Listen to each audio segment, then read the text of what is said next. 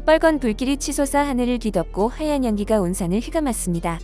눈앞이 보이지 않을 정도로 자욱한 연기 속에서 불길에 휩싸인 주택과 차량들이 형체만 겨우 드러낸 채 서서히 붕괴되고 있습니다.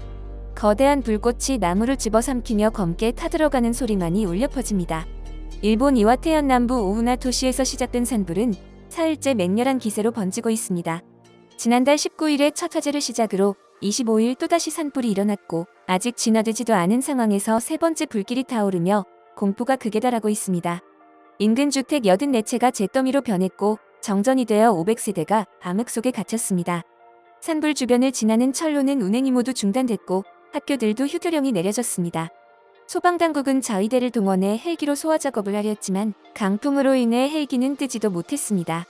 이 지역은 최대 순간 풍속이 한때 초속 18.1m를 기록하며 불이 빠른 속도로 오후나토시 지역을 집어삼켰습니다.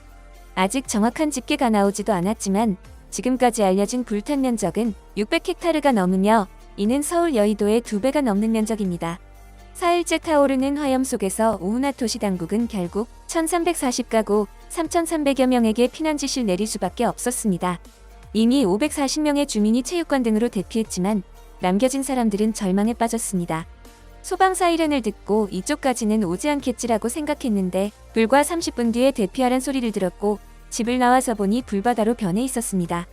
이제 우리 집도 끝났어요. 불길이 너무 빨라요. 이제부터 어떻게 해야 할지 전혀 모르겠습니다. 지쳤습니다. 헬기가 와도 소용이 없어요. 바람이 불어서 물이 제대로 뿌려지지도 않아요. 정부 대응이 너무 늦었어요. 처음부터 제대로 대응했어야죠. 집이 전부 불타버려서 갈 곳이 없어요. 어디로 가야 하죠라며 불안감을 드러냅니다. 불길은 좀처럼 사그라지지 않고 있습니다. 화재 현장에서 남성 1명이 숨진 채 발견됐습니다. 최근 이 지역에는 비가 내리지 않으면서 건조주의보가 발령됐고 쌓인 낙엽들이 불쏘시개 역할을 하며 이미 여러 차례 크고 작은 산불이 이어지고 있습니다. 도쿄에도 한 달 동안 비가 거의 내리지 않아 일본 전역에 건조주의보가 발령됐는데요. 5월 말까지 산불 경계 선언도 발령된 상태인데다가 아직 비 소식은 전혀 없습니다. 반면 일본 최북단 홋카이도에서는 전혀 다른 재난이 벌어지고 있었습니다. 지난주 홋카이도 전역에 5m에 달하는 폭설이 쏟아져 도시 전체를 마비시켰습니다. 최근 발표된 통계에 따르면 단 하루 만에 적어도 8명이 숨졌고 부상자는 수백 명에 달하는 것으로 알려졌습니다. 대부분의 희생자는 눈을 치우던 중 사고로 인해 안타까운 상황이 이어지고 있습니다. 폭설로 고립된 사람들은 외부 지원을 간절히 기다리고 있지만 구조대마저 눈더미에 발이 묶이며 상황은 더욱 악화되고 있습니다.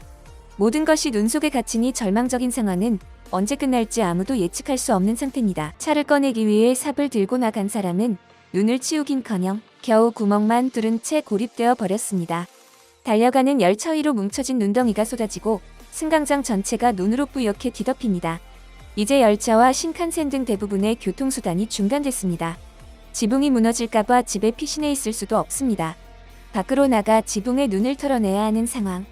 지붕을 삽으로 여러 번 쳐내자 집안까지 뻗어나온 고드름이 쿵 떨어집니다. 특히 북쪽 지역에서는 극심한 폭설로 인해 피해가 더욱 심각해지고 있습니다.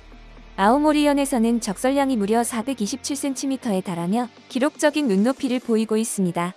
눈은 교통망을 마비시켰고 일본 주민들의 일상생활은 더 이상 지속되지 못합니다. 극심한 폭설로 인한 고립과 절망 속에서도 필사적으로 버티고 있는 상황입니다. 밤이 되면 사람 하나 보이지 않는 현지의 고요함은 더없이 두렵습니다. 폭설이 이어지는 어두운 밤에는 아무런 소리도 들리지 않으며 그 고요 속에서 살아남아야 한다는 현실은 일본에 더 큰 공포를 안겨주고 있습니다.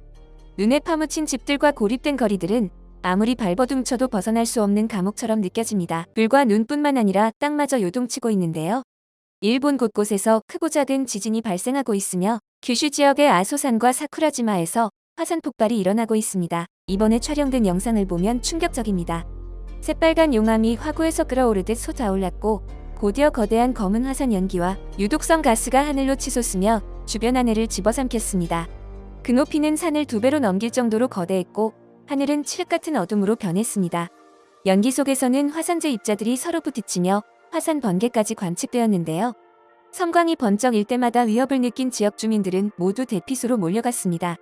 익숙하다고 여겨졌던 화산 활동이 이번에는 재앙이 될지 모른다는 두려움이 퍼져가고 있습니다. 사쿠라지마는 일본에서 가장 활발한 화산 중 하나로 이미 올해에만 수십 차례 폭발적 분화를 겪으며 전 세계의 주목을 받고 있습니다. 1914년 대분화 당시 뿜어져 나온 화산재와 용암은 바다를 메울 정도로 위협적이었고 그만큼 이 화산은 언제든 대규모 재앙을 일으킬 수 있는 위험을 품고 있는 존재로 알려져 있는데요. 이에 관해 외신들도 집중 보도하고 있습니다. 야후 뉴스에 일본 사쿠라지마 화산이 폭발해 화산재가 16,500피트 높이로 치솟다라는 제목의 기사에서 이번 사태의 심각성을 다루었습니다. 해당 기사에서는 화산 분화구에서 뿜어져 나와 주변 마을 위로 치솟는 거대한 화산재 구름이 얼마나 위협적인지 생생하게 묘사하고 있습니다. 짙은 화산재는 하늘을 가릴 정도로 퍼졌고 바람을 타고 인근 지역으로 날아가면서 마을 전체를 어둠 속에 가뒀습니다. 자연의 압도적인 힘 앞에서 이번 화산 분화가 가져올 여파에 대해 많은 이들이 경계심을 놓지 못하고 있는데요. 영국 BBC는 사쿠라지마 화산 폭발로 일본 최고 경계태세라는 제목의 기사를 통해 해당 지역의 위험성에 대해 보도했습니다. 이 화산은 일본에서 가장 활동적인 화산 중 하나로 2019년에는 분출로 인해 화산재가 3.4마일까지 퍼져 주민들과 주변 지역에 심각한 영향을 미쳤다고 보도되었습니다.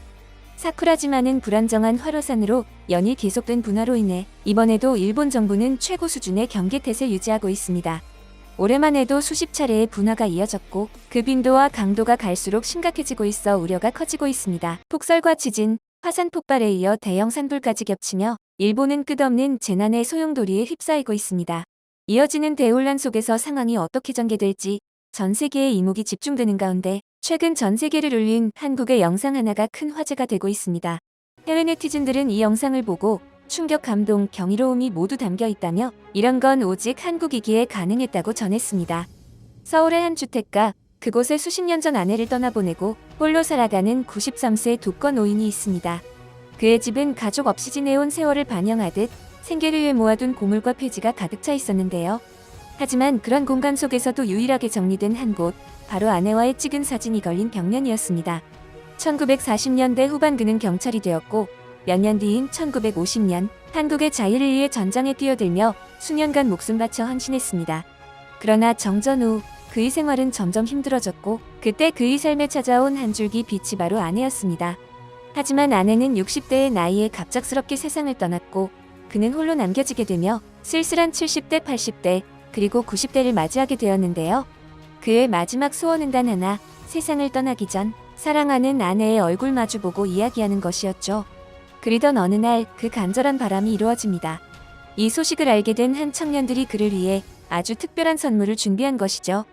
하늘나라로 떠난 아내를 AI로 구현하여 그의 소원을 이뤄줄 영상편지를 전달한 겁니다. 얼마 사지도 못하고 70년 내 죽었은 게 얼마나 갑자기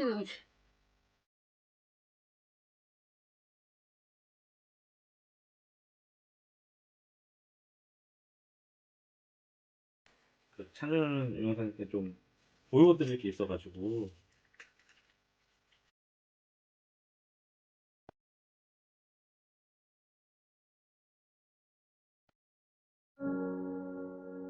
여보, 오랜만이에요. 잘 지냈어요? 이렇게 당신에게 말을 걸 수 있어서 너무 행복해요. 내가 떠난 뒤에도 당신은 늘 최선을 다해 살아온 걸 알아요. 당신은 언제나 강하고 따뜻한 사람이었어요.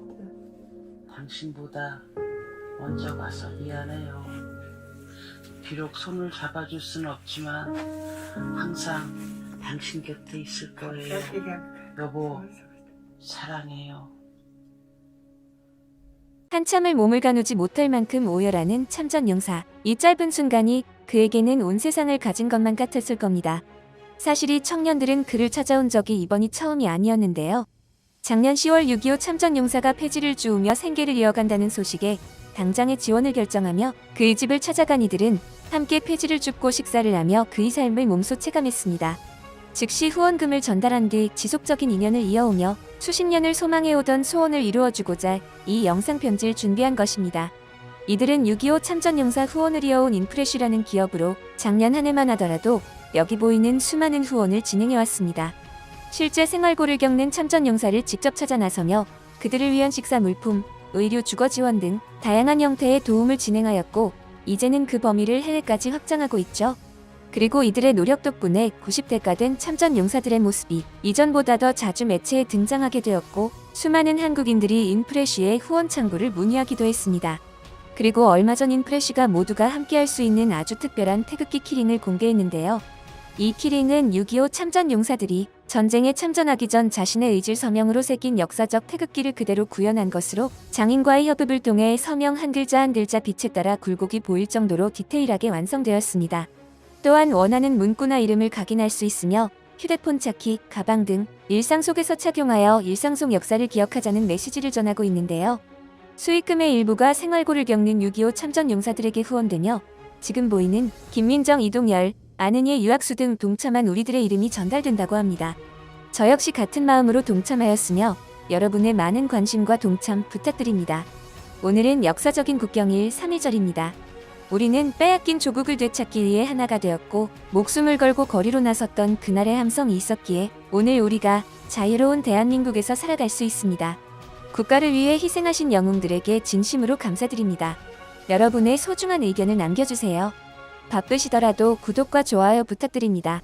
시청해주셔서 감사합니다. 앞으로도 더욱 노력하여 유익하고 재밌는 콘텐츠로 찾아오겠습니다. 지금까지 단골이슈였습니다.